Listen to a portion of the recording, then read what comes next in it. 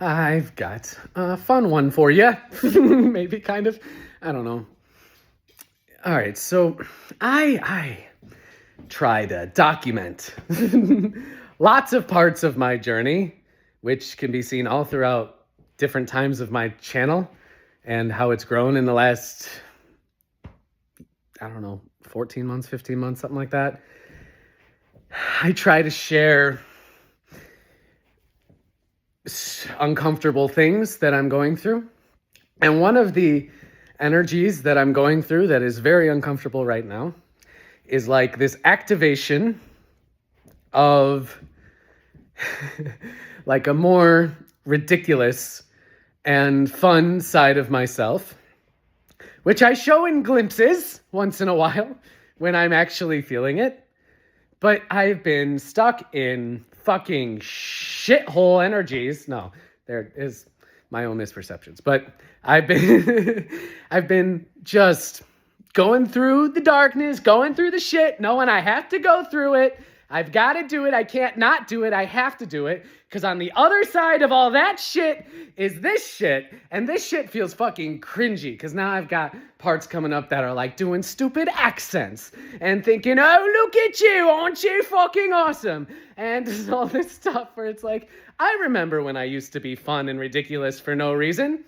But I've been stuck in taking everything so fucking seriously. Because I had to wake up to my eternal self. And that drives you fucking insane, especially when you throw a beautiful woman into the mix who fucking activates everything out of you that can't be there anymore. So that's always fun.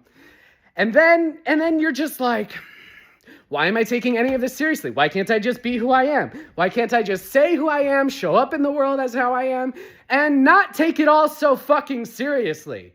Because I'm tired of it and I want to just have fun because I'm an eternal being. And there is no great...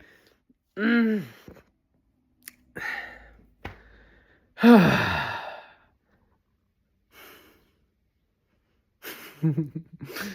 world doesn't need saving.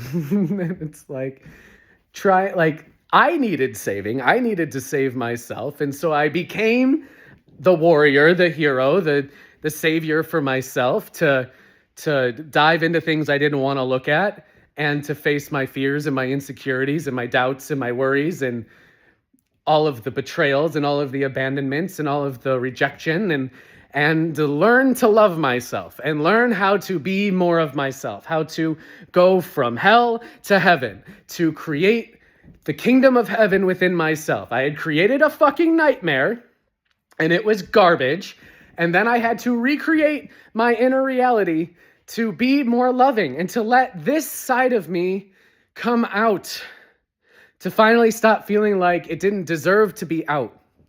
Like I had ruined my life so much, and I knew that I ruined my life so much, and I knew that I created those conditions. And that was a heavy fucking wake-up call. To realize I co-created and chose all of that while not knowing who I am. All right, I did it unconsciously. I did it out of survival, out of safety, trying to be safe, trying to feel safe in myself. Didn't know how to do that. Didn't have the faith that I needed. Didn't have the understanding that I needed. Didn't know the wisdom that I needed. So it's not something that you hold on to, but it takes, if you live for years in misery, it takes years to get out of it. It just does, but it can be a lot more accelerated when you've got God assisting you. All right, so even though it took me 7-8 years to get to my lowest point, it's taken me 3 or 4 years to get out of it. And I'm still getting out of it because even this awareness will pass. But I keep oscillating back and forth between sort of like the survival identity and the free and liberated identity. The identity that I'm stepping into, which is my true self, where I'm not afraid to be who I am in this world, where I realize it's safe to be me. It's safe to use my gifts. It's safe to understand myself and share myself and offer myself. And it is safe for me to just know that really awesome experiences are coming. To live with that knowing, to know that did it again. Did it again. We went into a shitty experience that we knew was going to be shitty for a while. It wasn't all bad. It wasn't all bad. But it led me to a point in which I was so far from the truth that everything hurt. And now I've made it through the hardest part of getting back to myself. And it doesn't mean the rest of the journey will be a breeze. It just means fear will never stop me from being me again. Fear of judgment, fear of what others will think, fear to do the thing, take the chance, fear to choose the path that feels good to me.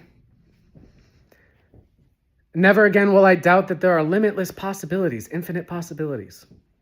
Never again will I doubt God's support and that God is with me even in my lowest moments. I will never doubt that again because I've been through this part of the journey. And that's all of the... That's why it's so worth it to go through it, to go on the hero's journey, to embrace your higher self, your eternal self, to work with it, to work with your guides, to work with the divine in order to heal from all of your distortions and illusions, all of the ways in which you thought you were loved and cared for, where you really weren't, and how to shift that to God, to perfect, divine, eternal, unconditional love. And through that process, you realize how insane you have been. You realize how completely programmed everyone is to see things a certain way. And while they are not as lost or miserable as you once were, most likely, if you're resonating with this, you still see how much fear they live with. And that's where it's hard. It's hard to see the people you love, the people you care about, the people who you suffered with, struggling. And you're on the cusp of thriving, and it feels weird. So like on one hand, you're excited, and on the other hand, you are grieving. Because you realize that you never could save them, and everything you went through, you had to do to save yourself. But in that way, you get to be the example. When you're living and you're happy and you feel free and fulfilled and you're doing what you're meant to be doing, there will be people who will be happy for you. And most importantly, you will be happy for you. And that is our responsibility, is to make sure we're happy. It's not our responsibility to make sure everyone else is happy. Everyone's biggest responsibility is their own well-being. It just is, because that's your responsibility your whole life. Try as they might, other people cannot do it.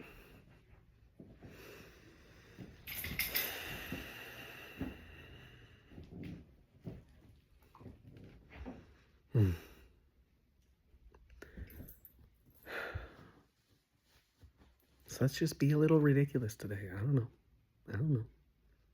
If you want. I give you permission.